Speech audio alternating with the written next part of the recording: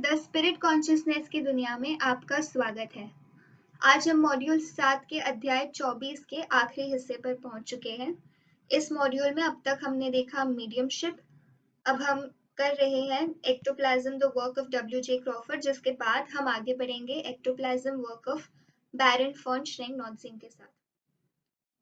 इस अध्याय में सबसे पहले हमने सीखा था परिचय, क्रियाविधि, जांच और उनके परिणाम। पिछले हिस्से में हमने देखा था वस्तुओं को स्थानांतरित या हिलाने के लिए रॉड का उपयोग, आवाज पैदा करने के लिए रॉड का उपयोग, जो कि हम आज सीखेंगे। एक्टोप्लाज्म रॉड का उपयोग करके ध्वनियों का निर्माण, माध्यम पर आवाज पैदा करने का प्रभाव, सिटर पर आवाज पैदा करने का प्रभाव। इन तीनों में से सबसे पहले हम शुरुआत करेंगे रॉड का उपयोग करके ध्वनियों का निर्माण। एक्टोप्लाज्म रॉड का उपयोग करके ध्वनियों का निर्माण। रॉड को किसी भौतिक वस्तुओं पर मारकर ध्वनि को उत्पादित किया जा सकता है। इन ध्वनियों में थपथपाहट से लेकर भारी स्लेजहैमर ब्लो तक हो सकते हैं। इन ध्वनियों को अर्धलचीली रॉड द्वारा उत्पादित किया जाता है, जो आवश्यकता के अनुसार तैयार किए जाते हैं। हल्की आवाज दो या अधिक रॉड द्वारा निर्मित तेजी से दोहराया जा सकता है। ऑपरेटरों को रॉड पर पर्याप्त नियंत्रण रखना प्रतीत होता है। हालांकि भारी आवाज एक बड़ी रॉड की आवश्यकता होती है, जो उत्पादन के लिए अधिक समय लेती है।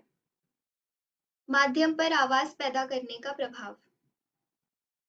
इन ध्वनियों के उत्पादन का माध्यम के वजन पर सीधा असर पड़ता है। ध्वनि की तीव्रता अधिक होने से वजन में कमी अधिक होती है, जो कि 20 पाउंड या उससे अधिक हो सकती है। यह स्पष्ट है कि वजन कम क्यों होता है। रॉड माध्यम के शरीर से बनी होती है तथा इसलिए जब उन्हें किसी सतह पर मारा जाता है तो माध्यम के कुल भार का एक हिस्सा फर्श पर पास कर दिया जाता है। यह वजन घटाने अस्थायी है और तब पुनः संग्रहित किया जाता है जब रॉड बनाने वाली सामग्री माध्यम में वापस चली जाती है। सतह पर रॉड मारना माध्यम पर एक स्वचालित प्रतिक्रिया है, जिसके कारण वह अपने पैरों को थोड़ा हिला सकता है। प्रतिक्रिया ऐसे प्रतीत हो सकती है जैसे उसे पीछे धकेल दिया गया हो या मारा गया हो, लेकिन वस्तुओं को ऊपर उठाने के दौरान माध्यम पर तनाव अधिक होता है। डब्ल्यू.जे. क्रॉफर्ड ने आगे बताया कि एक इकाई यानी एंटिटी जिसने दावा किया था कि जब वह इस माध्यम के लिए एक ट्रांस के तहत रखा गया था तो जिंदा आदमी एक मेडिकल आदमी था। इस इकाई ने बताया कि दोहन ध्वनियों के निर्माण के लिए दो प्रकार के पदार्थों का उपयोग किया जाता है। एक तरह की सामग्री माध्यम और सिटर से भारी मात्रा में लेते हैं, जो सेंस के बाद पूरी तरह से लौटा दिया जाता है। अन्य पदार्थ केवल माध्यम से खींचा जा सकता है। यह पदार्थ महत्वपूर्ण सामग्रियों से बना है, जैसे कि माध्यम की नसों की कोशिकाओं के आंतरिक भाग से।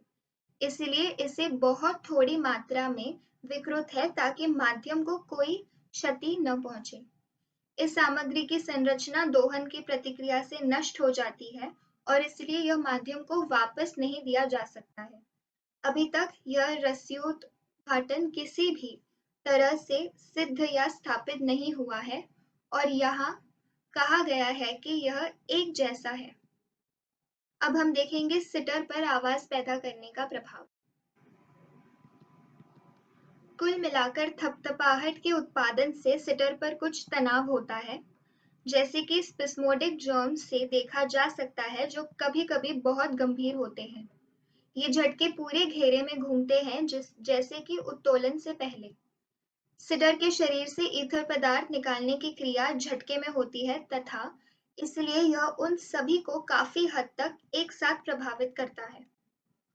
अब अगले वीडियो में हम देखेंगे ectoplasm work of Baron von Schrenck-Notzing, जो इस मॉड्यूल का आखिरी हिस्सा होगा। धन्यवाद।